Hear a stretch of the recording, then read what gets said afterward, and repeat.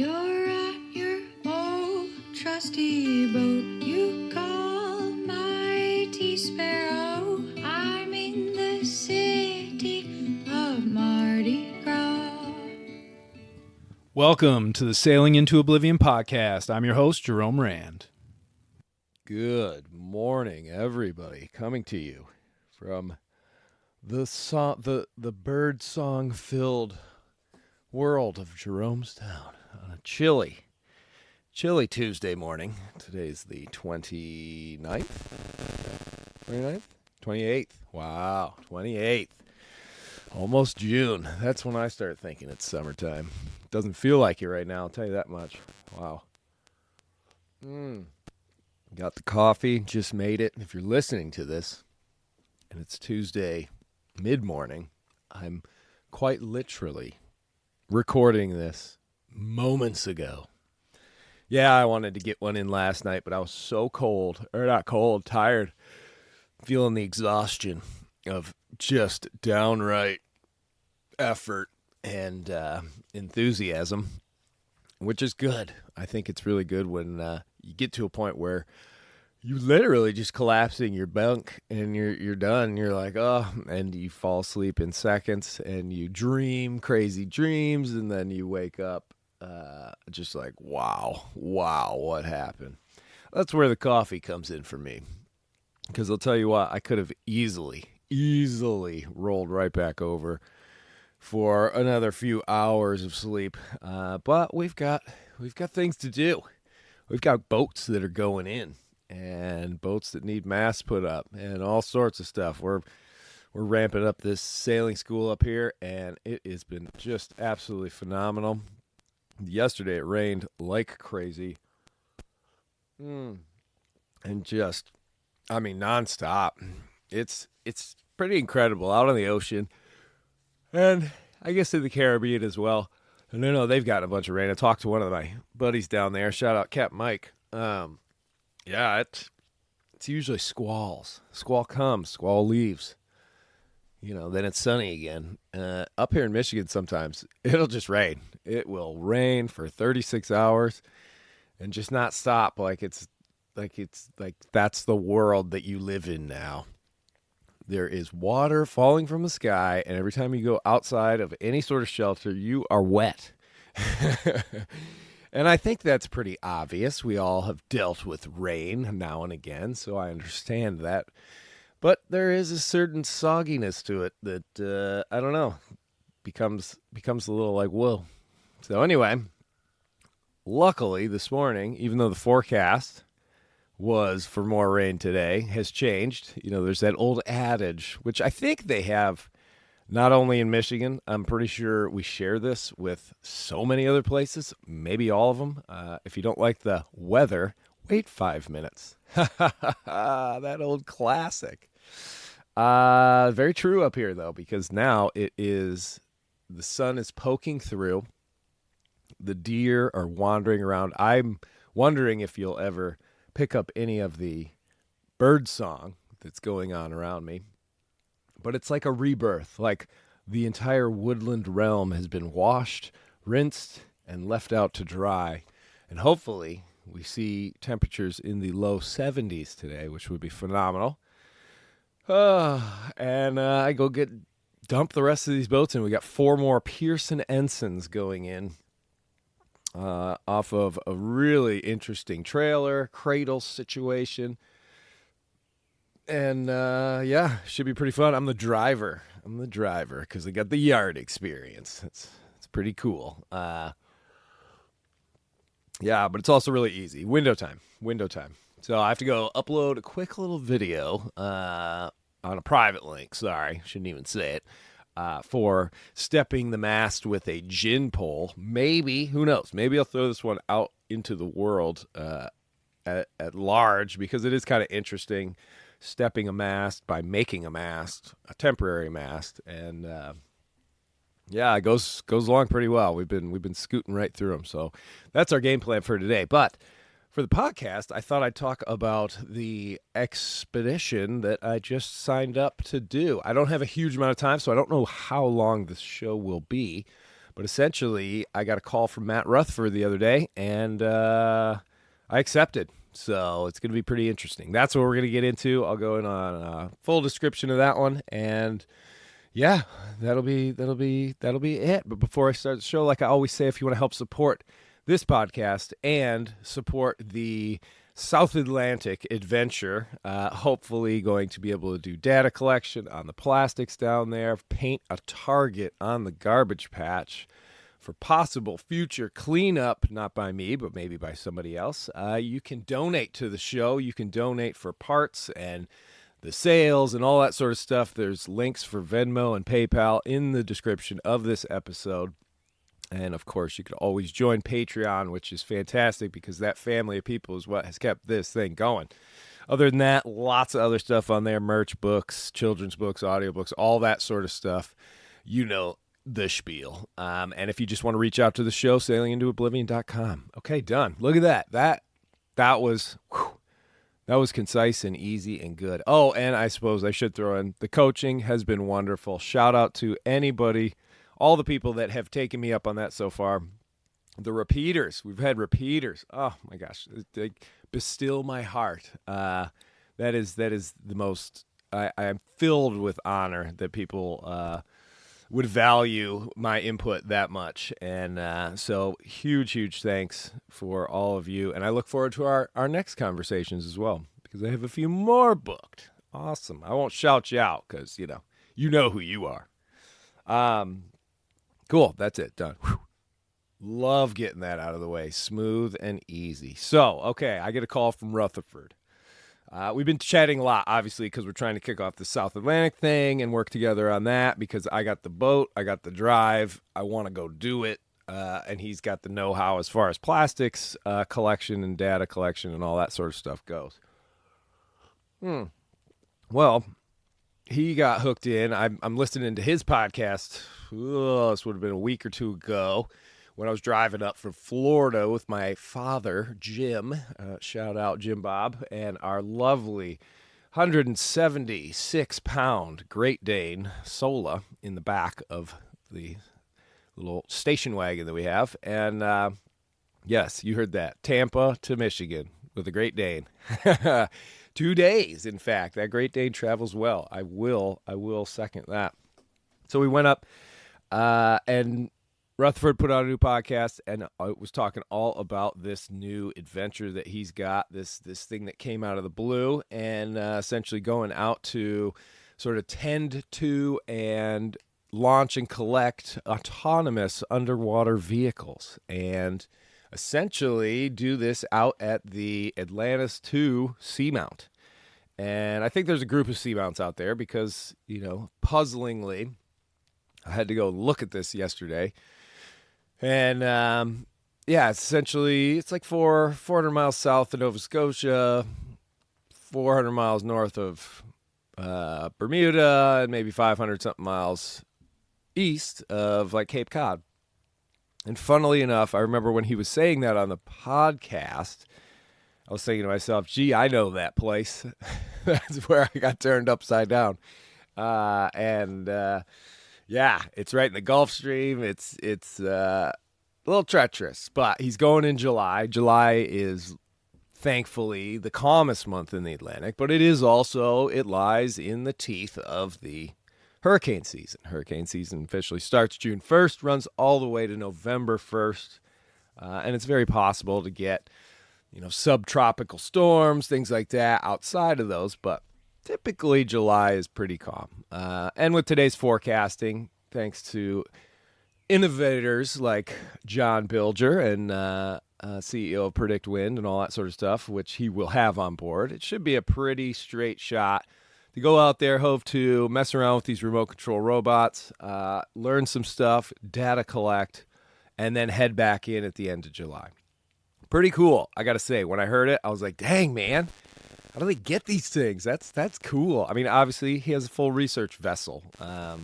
So it's a little different than Tiny Little Mighty Sparrow and our mini adventures. Or I shouldn't say our mini adventures, because we do big adventures. We just do mini mishaps, or many mishaps. So in any event, kind of like, wow, So I call him just to say, hey, congratulations, dude. That's awesome. Very, very cool stuff. And we chat about it a little bit, kind of some of the concerns and all that sort of stuff. Because, yes, obviously in the hurricane season, hurricanes can be really big and you don't want to have to deal with that sort of thing. But, it's mostly working with Woods Hole. It's working with some section of the U.S. Navy. So there's some big wigs and a few different universities are tied in with it, which is just fantastic for the Ocean Research Project. Getting your face out there, as long as he doesn't screw it up, then, hey, it's a success. And now even more so, the non-for-profit can be on the radar and be utilized and hopefully generate some revenue for the non-for-profit. It's kind of weird to say that, generate revenue for a non-for-profit, but no, essentially it's be able to get funding to continue to up the game at the non-for-profit there. And so, yeah, it was really, really cool. We're chatting about it a little bit. He gave us a few more details. And then that was it. And then a couple of days ago, I reach out to connect up with Matt about the South Atlantic garbage patch and some of the ideas we have there. And essentially with that one, it is manta nets to collect and count sort of that's my stomach growling. Count the plastics on the surface, also put some sort of pump on the boat so that I can lower a hose or a pipe down, 20, 30, 50 feet and suck water up to see what sort of nano plastics there are and just data collect and really try and find the edges of that thing. Because I kind of have this idea that the South Atlantic garbage patch should be one of the smallest just because it's so far removed from the vast, huge metropolises. I mean, I know it's got quite a few on the coast of Brazil and Argentina and stuff like that. There are some big places there, but it's not Japan, it's not Europe, it's not the East Coast of America, it's not the West Coast of America, it's not China, all that sort of stuff. Those are the big ones, or obviously India and the Indian Ocean. That one's I can only imagine.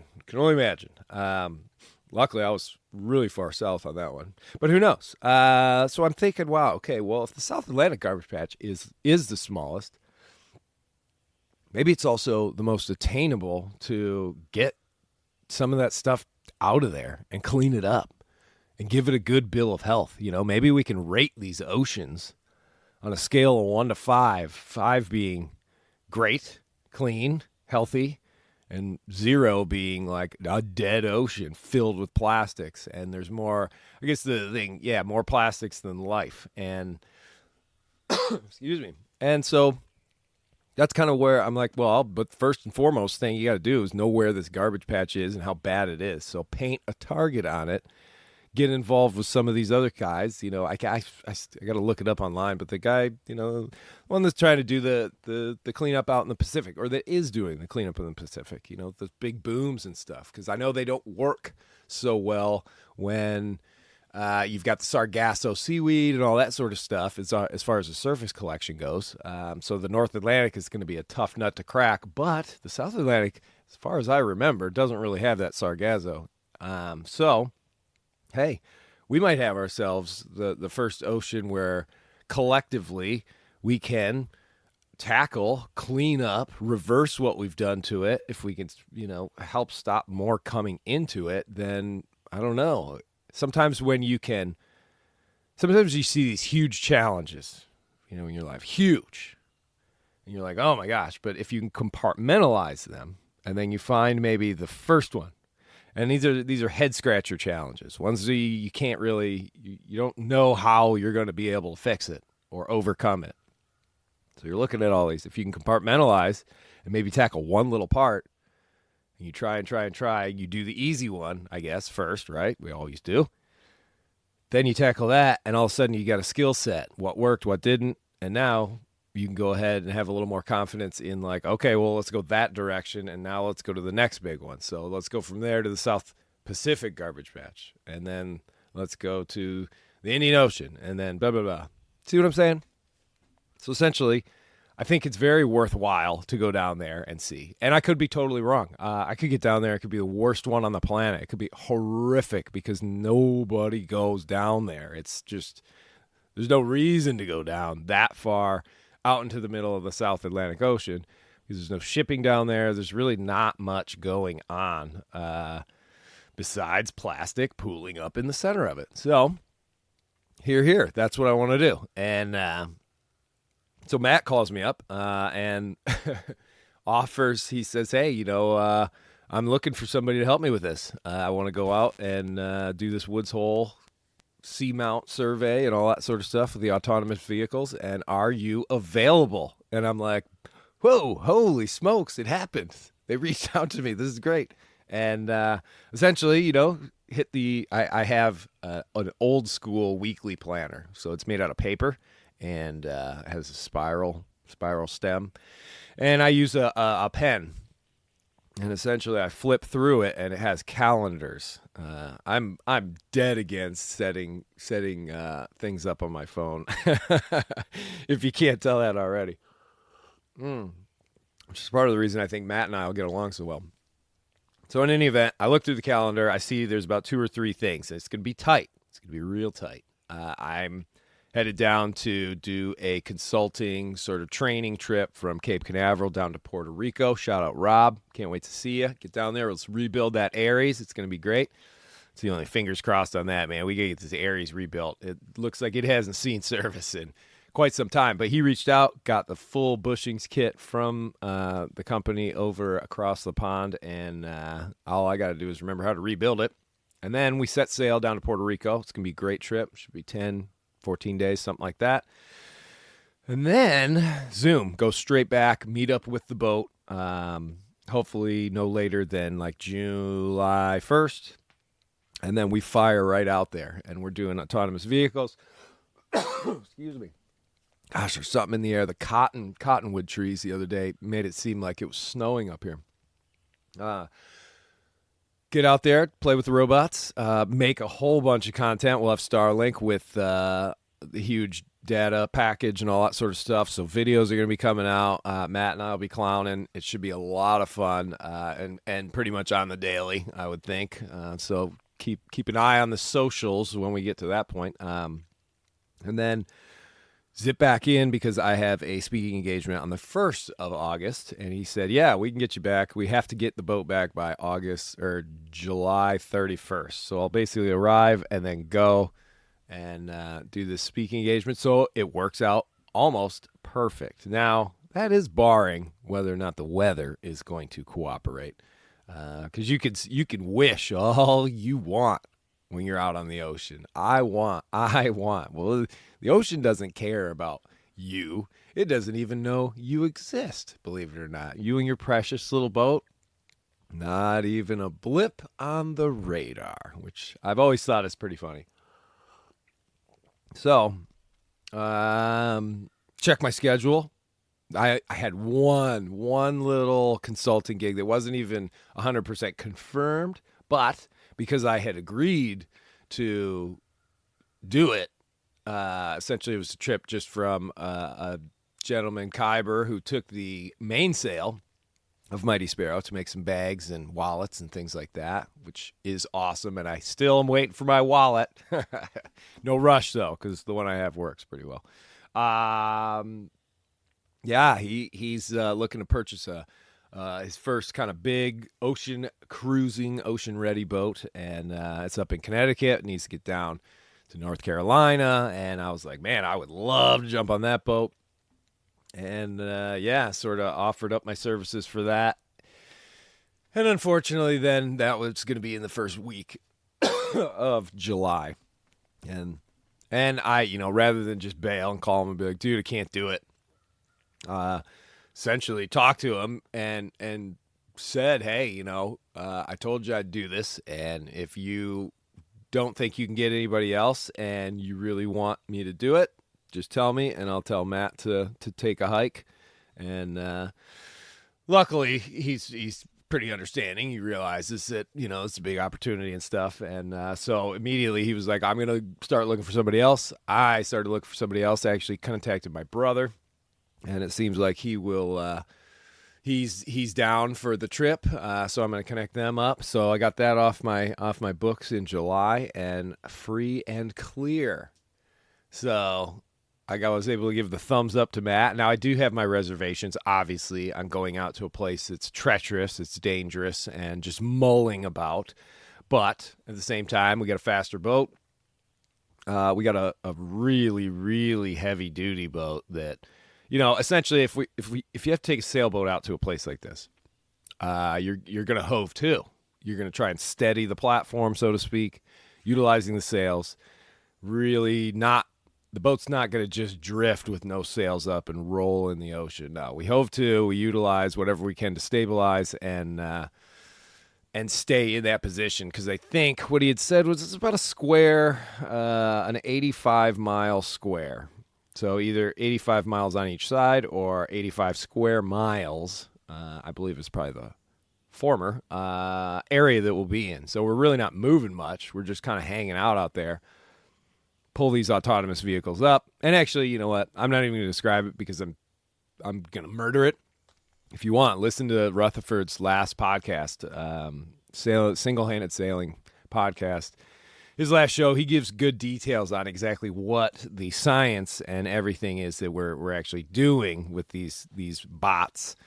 Yeah, I mean, for my purposes, we're keeping the boat steady.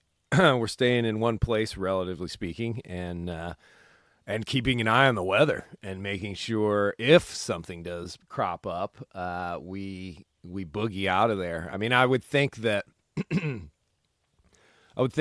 In a whole month out there, obviously we're going to weather some pretty ugly low systems. At least like 4, probably 5. And, it may be one of those things where we just try and get a little bit further away from the center if they're coming right over us. If they're really bad, force 10 or whatever, then obviously we want to get the hell out of there completely. And if it's a named storm, we're going to get back to land probably. Or depending on what they're calling for. We there's just not. Both he and I, we were talking about it yesterday.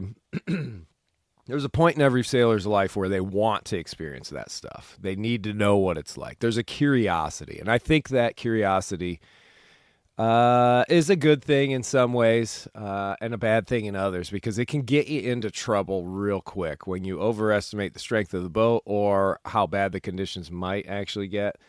And, when you've seen, I think the true tell is that when you've seen really bad weather, you don't want to deal with it. You'll do whatever you can to avoid it. Unless you're John Kretschmer, because that guy's crazy. He loves a rough and tumble sea. I can't wait. He's over in I think he's doing, I don't know what he's doing, but I saw shots of him over on Easter Island, and so jealous of that. That one was... That was big. That's awesome. But yeah, John's crazy. He's a different breed. He's a heavy weather sailor. That's what he likes to do. Him and Skip Novak and all those guys. He gave me 12 knots. Yeah, 78-degree wind, sunny, maybe a sunset on the horizon. I'll put the drifter up and a broad reach, please. Thank you. I think Paul Tremmel and I, shout out to Paul, I think he and I both agreed vehemently that lovely sailing conditions are also pretty calm conditions. So other than that, so in any event, we just don't want to get bashed. We're not out there to prove how strong Matt's boat is. I wouldn't mind getting some good footage, I guess, on a different boat and all that sort of stuff. That'll be fun. And we'll get our chance. You're not going to go out in that spot in the Atlantic for a month any time of year and not see some ugly weather. So feel pretty confident, feel pretty safe. And it's just going to be about living out there and kind of keeping a bit of stasis with a whole bunch of people instead of just me.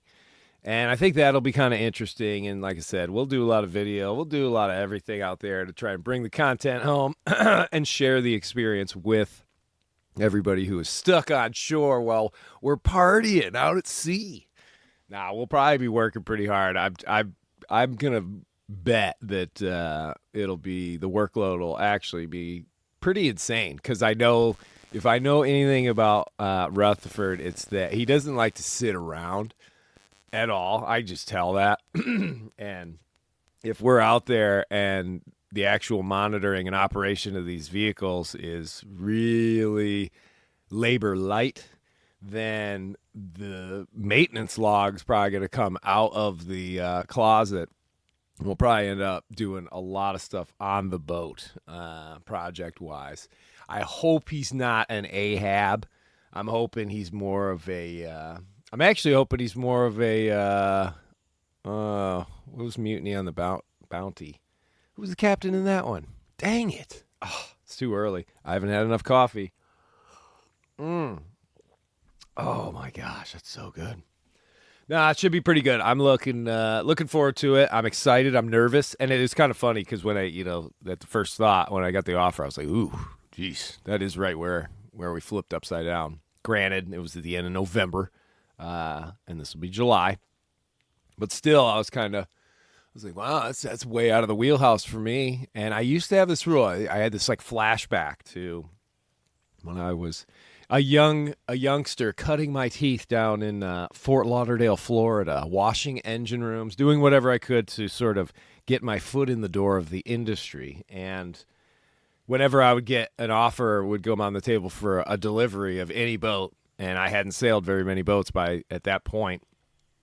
I remember one specifically. It was 68-foot Oyster going from Antigua, Azores, Gibraltar, Palma.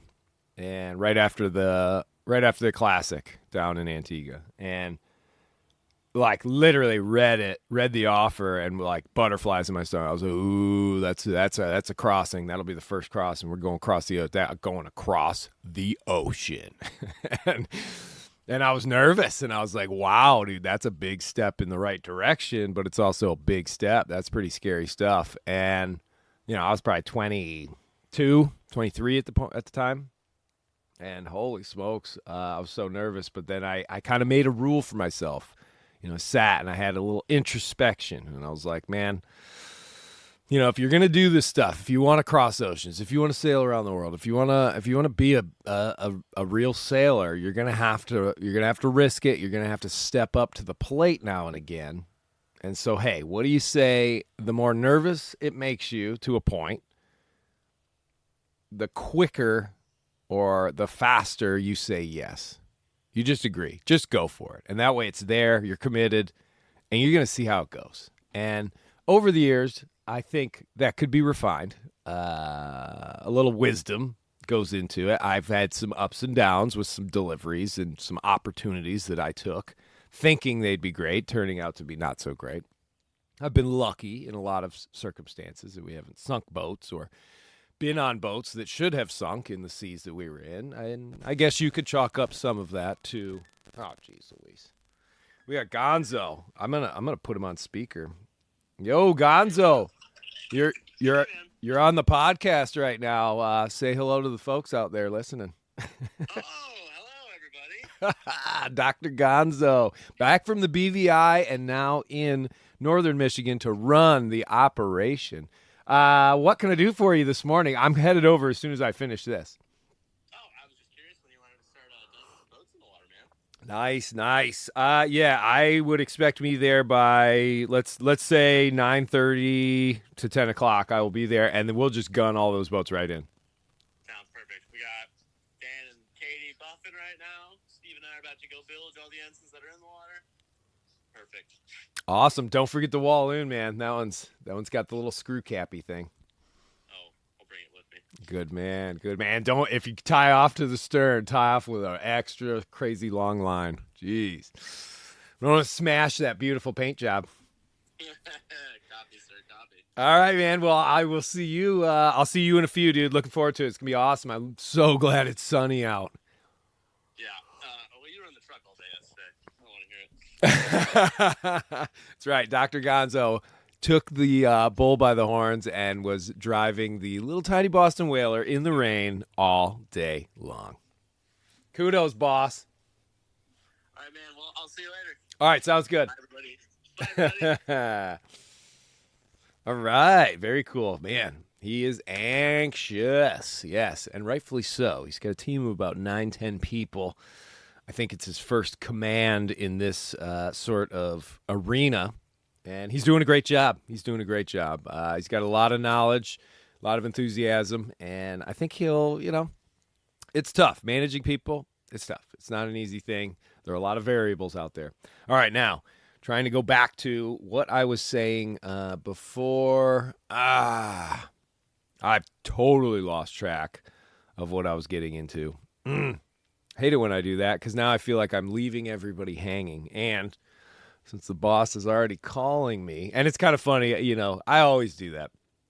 As I do like this consulting stuff and everything, where I sign on as a crew member essentially on, say, a West Sail 32, and the owner captain is someone who's looking to gain experience. I don't know. I think it's fun to be like, hey, Cap, hey, Skip, give them that respect, because you got to kind of build up the allure of being a captain, because there's a lot of responsibility there.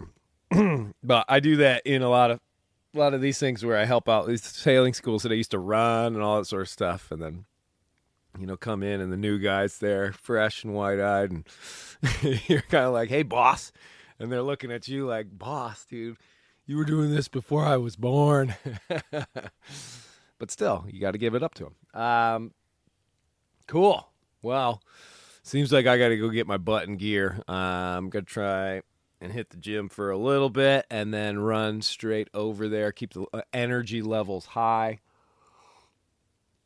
and go.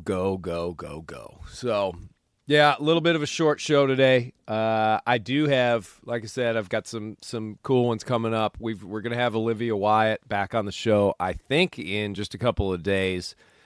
We did a recording with her when she was in Papua New Guinea, and unfortunately that did not go off well. We had some glitches in the recordings. But I do want to do a quick shout-out to all those sailors that I've reached out to that have emailed me back. Sam Holmes, Holly Martin, a.k.a. Wind Hippie. Really appreciate the time. Looking to do more of those with a few more sailors. I'm just running out of time on land here at this moment, but I am going to dedicate a little bit tonight to reaching out to as many. I really want to get Trout, the landfish, back on the show. He's fresh off a Bohemian Adventure #2. Super cool dude. Just got back to the States. I think he's down in Georgia right now, possibly. But yeah, I don't know. I want to get some shows out there. I know that when I do go out to sea to head down to Puerto Rico, that one's going to be a little bit. That'll be a bit of a blackout, but I'll try and get shows that upload while I'm out there. And then obviously I'm bringing the mics when I go on that trip, because I'm going to be on this old West Sail. It's going to be cool. I can't wait. Like, I'm almost getting a little bit nervous. Oh, was that what I was talking about? I feel like I already went into that enough about, being nervous. But I guess, oh no, okay. I found it. It entered the sphere known as my brain. So yeah, you get nervous, you get a little bit hesitant, but usually your gut will tell you if it's like you're nervous because it's a dumb idea, or you're nervous because it's a challenge that you really need to do and you should do, and it will propel you forward. But do you know if you can actually handle it? Ooh. And that's part of growth. That's part of gaining experience. It's part of life, is part of moving forward instead of stagnating and just plateauing and sitting on that plateau and looking at the mountains around you thinking, wow, dude, wonder what the view's like from up there. No, you don't do it because it made you nervous. So I made that rule. If it made me nervous, boom, I'm going to say yes. And it was funny because it was like a flashback to that time, because as soon as Rutherford was like, hey, you want to do that? That made me nervous. And I was like, ooh, I got to do it. Plus, I have always wanted to hang out with Matt. If anything, I wish we could get Randall Reeves to come out with us on this one. That would be pretty cool. The three of us, that would be ridiculous. I am still hopeful that one day, far off in the future, we'll be able to set up a panel discussion, even if we just do it once, and record it and stuff, where Randall Randall, Matt, and I get to just sit down and chat about why you would ever just go out to the sea, without the sponsors, without the races, without any of that, just for the pure desire of spending time out there. I think that would be pretty interesting. I'll leave the podcast with that one as the old thinker. Thank you so much for listening to the show. I got to go to work. Other than that, huge props to everybody that has helped support this show and is funneling stuff in to try and get me out there this winter down to the South Atlantic. That's the big goal. New sails are being built. Shout out Eric Wakefield over there at North. I'm still waiting for some video clips, man. Have you even started them? I'm sure you have. I have full faith those are going to be ready by October. And yeah, other than that, big shout out to Ryan for offering up his Starlink. Not for free, mind you. And I wouldn't ever expect that because those things are expensive, but at a steal of a deal. And I'm pretty sure I should hopefully have the funding for that within the coming weeks. So if you listen to this one, hold on to that sucker. Don't sell it to anybody else. And I'll probably text you right now just to make sure you don't. Thanks for listening to the show, everybody. And until next time.